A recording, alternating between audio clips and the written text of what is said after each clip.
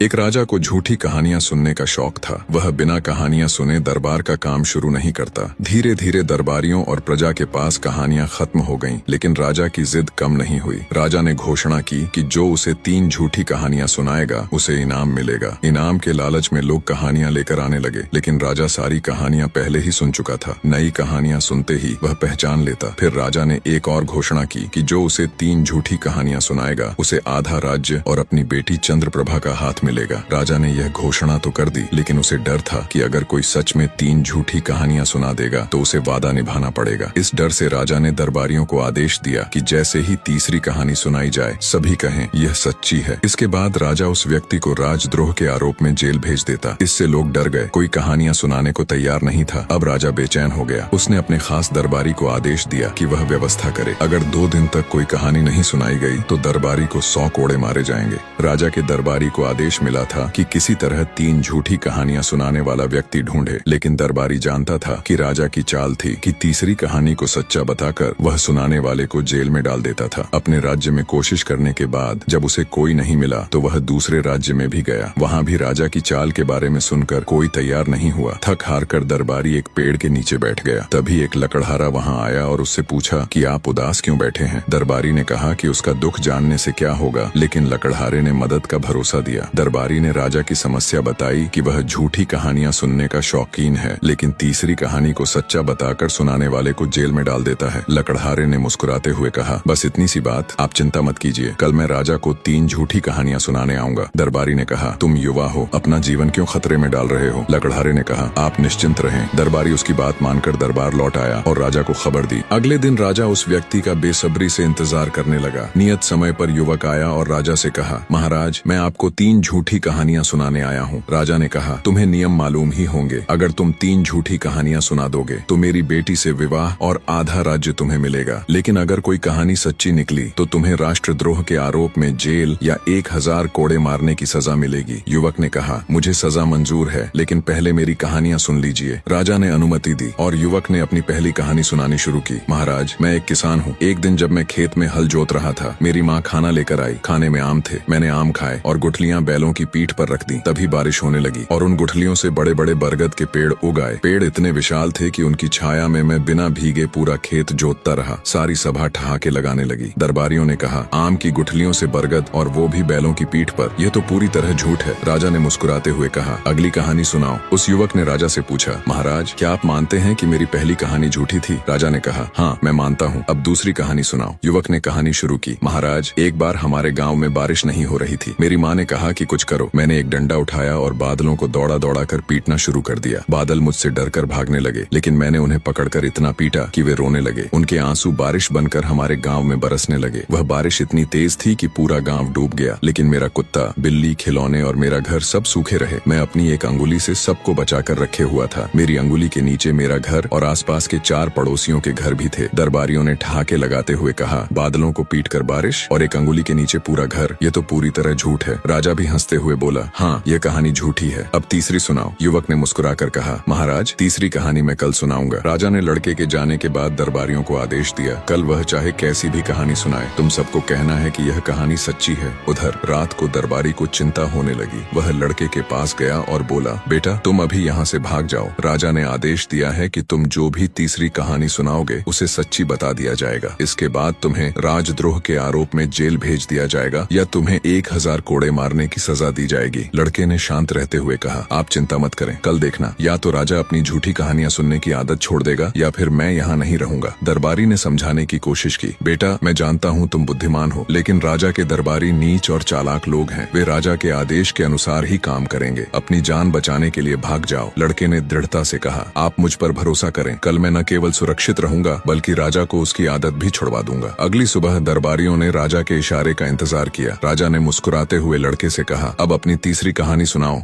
लड़के ने कहा, महाराज जैसा कि आप जानते हैं आपके दादाजी और मेरे दादाजी बहुत अच्छे मित्र थे। इतना सुनते ही सभी दरबारी बोल उठे, हाँ यह सच है, हमने सुना है कि वे बहुत अच्छे मित्र थे। लड़के ने हाथ जोड़कर निवेदन किया, महाराज कृपया मुझे पहले कहानी पूरी करने दें, इसके बाद निर्णय लें कि यह सच्ची है या झूठी। राजा ने दरबारियों को शांत कराया और लड़के से कहा, ठीक है अपनी कहानी पूरी करो। लड़का बोला, महाराज एक बार आपके राज्य में अकाल पड़ा था, तब आपके दादाजी ने मेरे दादाजी से मदद मांगी। मेरे दादाजी ने 10,000 बैलगाड़ियां सोने की मोहरों से भरकर भेजी थीं, जिससे अकाल का सामना किया गया। लेकिन आपके दादाजी ने वादा किया था कि वे इस रकम का ब्याज के साथ लौट आएंगे, लेकिन लौट आए नहीं। मेरे दादाजी ने मरते समय मेरे पिताजी से कहा था और मेरे पिताजी ने मरते समय मुझसे कहा कि अब वह रकम 15,500 बैलगाड़ियां सोने की हो चुकी है। महाराज कृपया वह रकम मुझे लौटा दें। इतना सुनते ही राजा सोच में पड़ गया। इधर सभी दरबारी चिल्ला रहे थे, यह कहानी सच्ची है, यह कहानी सच्ची है। राजा ने लड़के की तीसरी कहानी सुनकर सोचा, अगर यह कहानी सच्ची है तो मुझे इसे 15,500 बैलगाड़ियां सोने की देनी होंगी, लेकिन मेरे पूरे राज्य में इतना सोना भी नहीं है। यहाँ तक कि अगर मैं प्रजा से सब कुछ इकट्ठा करूं तब भी संभव नहीं होगा, इसलिए मुझे यह कहानी झूठी माननी ही पड़ेगी। उधर दरबारी चिल्ला रहे थे, यह कहानी सच्ची है। राजा गुस्से में अपनी गद्दी से खड़ा हुआ और बोला, चुप हो जाओ, यह कहानी झूठी है, मैं खुद कहता हूँ यह झूठी है। दरबार में सन्नाटा छा गया। दरबारियों को समझ नहीं आया कि राजा ने ऐसा क्यों कहा। राजा ने कहा, आज मुझे समझ में आ गया है कि सनक और जिद गलत होती है। मैंने अपनी सनक में अपना आधा राज्य और समय बर्बाद किया। फिर राजा ने लड़के से कहा, युवक तुम्हारी बुद्धिमानी और चतुराई ने मुझे प्रभावित किया है। मैं अपनी बेटी चंद्रप्रभा का विवाह तुमसे करूंगा। लड़के ने मुस्कुराकर कहा, महाराज मैं मनोहरगढ़ का राजकुमार मनोहर सिंह हूँ। मैं आपकी सनक दूर करने और चंद्रप्रभा को देखने आया था। वह सच में सुंदर और गुणी है। राजा ने कहा, आज मैंने सीखा कि राजा वही है जो प्रजा हित में सोचता है। अब मैं हमेशा प्रजा की भलाई के लिए काम करूंगा।